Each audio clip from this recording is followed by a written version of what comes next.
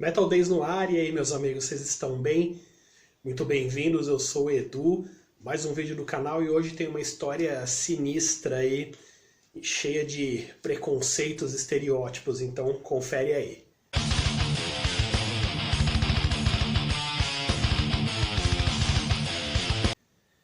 Bom, meus amigos, antes de mais nada, por favor, aquela inscrição no canal. Metal Days ganhou alguns inscritos, mais visualizações. Claro que perto de outros canais eu sou bem pequenininho, mas devagar a gente vai crescendo, levando um conteúdo bacana. Então, por favor, se inscrevam, compartilhem, notifiquem, aquilo tudo que vocês já sabem para dar aquela força para o canal. Bom, a história que eu vou contar hoje é a história, não sei se vocês conhecem, já ouviram falar disso, o trio de West Memphis. É uma história bem cabulosa mesmo. Aconteceu em 1993, lá no Arkansas, uma cidadezinha pequenininha americana. E o que foi que aconteceu na verdade? 3 crianças foram encontradas mortas no leito de um rio. Um caso horroroso, né, com sinais de brutalidade, mutilação. Foi uma coisa horrorosa mesmo. 3 meninos, 3 crianças de 8 anos, todos na mesma idade, inclusive, foram encontrados no leito desse rio, uma região de mata, né, ali nessas cidadezinhas interioranas americanas, né? E o que aconteceu no final das contas? A polícia não identificou absolutamente nada que levasse a um possível suspeito. Não teve uma pista, não teve absolutamente nada que a polícia falasse, ó, alguém esteve aqui, a gente tem um possível suspeito para o crime, nada. E aí o que a polícia fez? A polícia saiu, até aí tudo bem, saiu batendo de porta em porta, perguntando para os moradores do local, olha, vocês viram alguma coisa, desconfiam de alguém? Afinal de contas, em 1993 não tinha celulares filmando, fotografando nada. Já existia câmera de segurança, claro, mas não na maneira como existe hoje, em todos os lugares, né? Então a coisa fica muito mais difícil. E olha só que curioso, né? As pessoas começaram a virar para a polícia e falar, olha, tem 3 rapazes da cidade aqui, 3 adolescentes no caso, né, na época, e eu acho que vocês deveriam investigar eles. E tá, ok, mas por quê? Ah, porque eles são estranhos, eles ouvem heavy metal, usam camisetas de banda, só andam de preto. Olha só o nível da coisa, né? Mais bizarro ainda é que a polícia simplesmente foi nessa ideia. Esses 3 adolescentes não só foram detidos, como foram julgados. Eles foram para julgamentos simplesmente sem ter nada que colocassem eles na cena do crime. Olha só o nível de tudo isso. Mais bizarro ainda do que essas acusações, baseado em todo esse preconceito, foi o julgamento. Né? Para vocês terem uma ideia, os caras contrataram um cara que se dizia perito em ocultismo, né? Para depor no julgamento deles. E esse cara dizia que tinha visto em livros que por conta da mutilação dos corpos e outros fatores, uma coisa interessante, por exemplo, é que a polícia não encontrou nenhuma gota de sangue no local do crime. Nem nos corpos, nem na mata, ao redor, no percurso, nada. Não encontraram uma gota de sangue. Então isso indica que aqueles corpos foram provavelmente desovados naquele lugar, né? Eles não foram mortos ali, né? E aí esse tal perito em ocultismo, né? O cara disse, não, porque nos livros de ocultismo, isso são práticas de rituais satânicos, né? Que eles drenam o sangue dos corpos das crianças e matam crianças pelo fato de elas serem puras e inocentes, e tudo isso está ligado à cultura heavy metal. Olha o absurdo que o cara falou. E esse cara, inclusive, a defesa depois provou que o cara era um charlatão. Os caras chamaram um cara que tinha um cursinho por correspondência lá nos anos 70 para depor e falar esse tipo de absurdo, esse tipo de besteira. Como se não bastasse tudo isso, o júri acatou também toda essa abobrinha, toda essa besteira, porque abraçaram as ideias do cara. E para resumir, né, claro, senão vai ficar muito grande aqui a história toda, os 3 adolescentes foram condenados, sendo que 2 pegaram prisão perpétua sem direito a condicional, ou seja, vão morrer na cadeia, e um deles foi sentenciado à pena de morte. Olha que absurdo, olha onde chegou essa história? Pena de morte. Bom, enfim, eles foram declarados culpados, aconteceu isso, essa foi a sentença dos 3.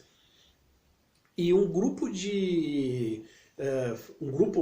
né, que fazia parte que estava acompanhando tudo isso, eles criaram um documentário em 95 chamado Paradise Lost, né, não a banda, foi o nome do documentário mesmo, Paradise Lost.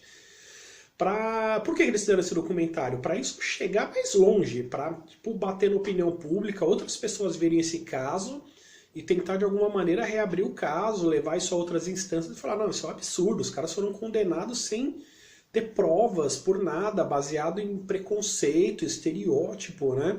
Criaram esse documentário. E a repercussão disso foi tão grande que várias celebridades americanas entraram na história. Né? Johnny Depp, próprio Metallica. Eu digo próprio Metallica porque tem fotos dos garotos usando camisetas do Metallica, né? E o Ed Vedder do Pearl Jam. O Ed Vedder, inclusive, entrou de cabeça mesmo. Ele ia nas audiências, ele contratou por conta dele, pagou no bolso dele peritos para reabrir o caso, para rever a cena do crime, enfim. Eles entraram de cabeça mesmo.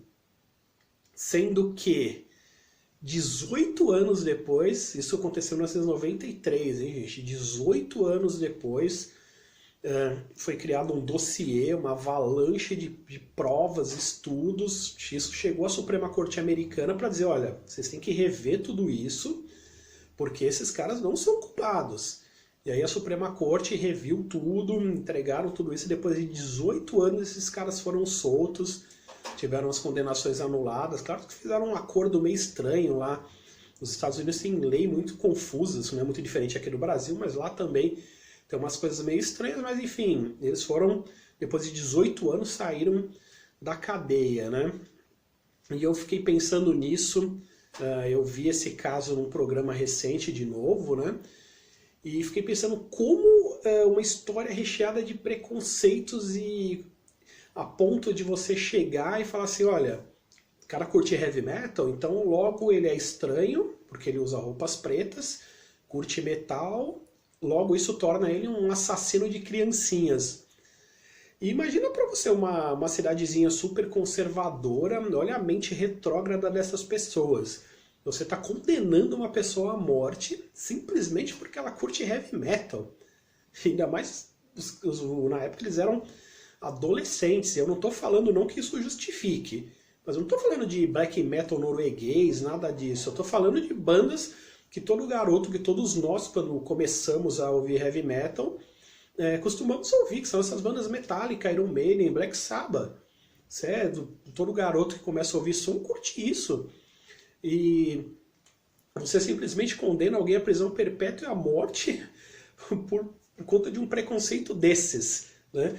E eu fiquei pensando nisso, eu falei, olha que absurdo, o cara poderia estar morto hoje, essas duas pessoas, famílias, né? Afinal de contas, esses caras têm mãe, pai, irmãos, tem toda uma família por trás que está sofrendo, acompanhando tudo isso.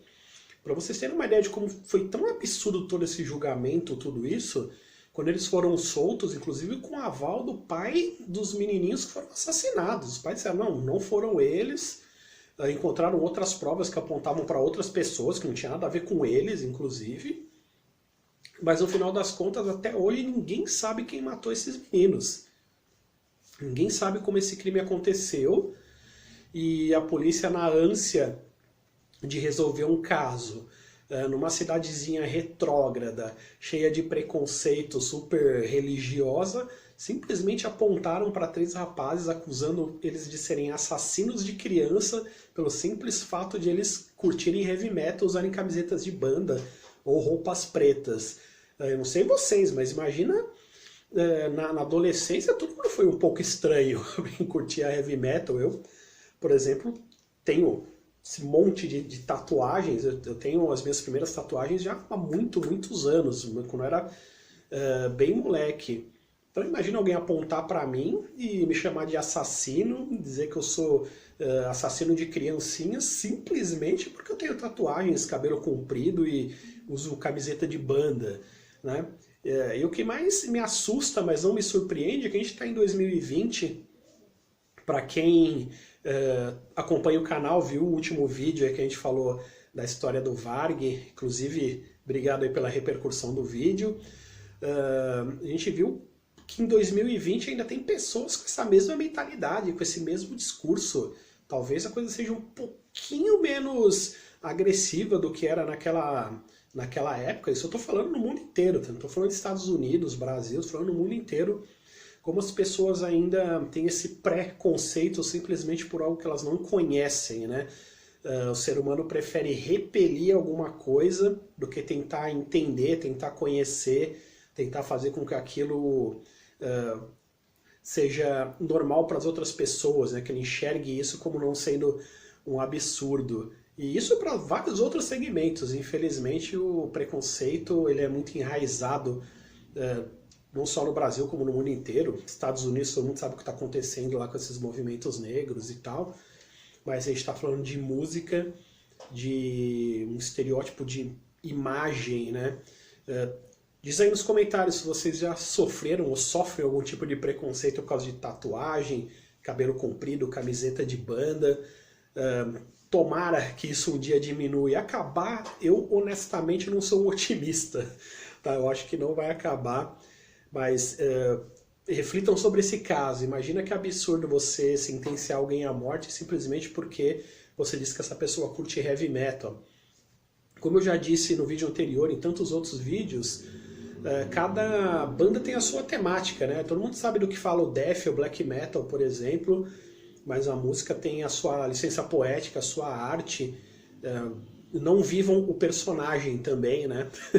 Mas tem essa sua licença poética. Ninguém vai ouvir determinadas bandas e sair fazendo merda por aí, né? Eu, por exemplo, sou fã de Creator, não ouço o Pleasure to Kill e saio por aí assassinando pessoas, né? Então todo mundo tem suas famílias, tem a sua vida normal aí, curte rock, heavy metal numa boa, mas infelizmente tem pessoas que ainda olham para nós com todo esse preconceito, esse pré-julgamento. Infelizmente isso está enraizado em muitas pessoas. Em 2020, quase 30 anos depois desse caso horroroso aí, a gente sabe que as coisas não mudaram muito, mas tomara que mude, né? Então, essa foi a história aí do trio de West Memphis. Procurem aí, tem muito documentário, muito vídeo, muita coisa falando dessa história horrorosa aí que até hoje não teve solução, mas que quase condenou 3 inocentes, principalmente uma pessoa, levando ela à morte. Então, diz aí nos comentários o que vocês acharam do vídeo, se vocês já sofreram preconceitos, e a gente se vê na próxima. Como eu digo sempre, se inscrevam no canal, curtam, compartilhem, dá uma passadinha no Instagram do Metal Days lá que está crescendo bem também, @EduBertolucci. Edu Bertolucci é com CCI no final, tá aí na tela, dá uma conferida lá no Instagram. Então a gente se vê em breve, se cuidem e fiquem em paz. Tchau!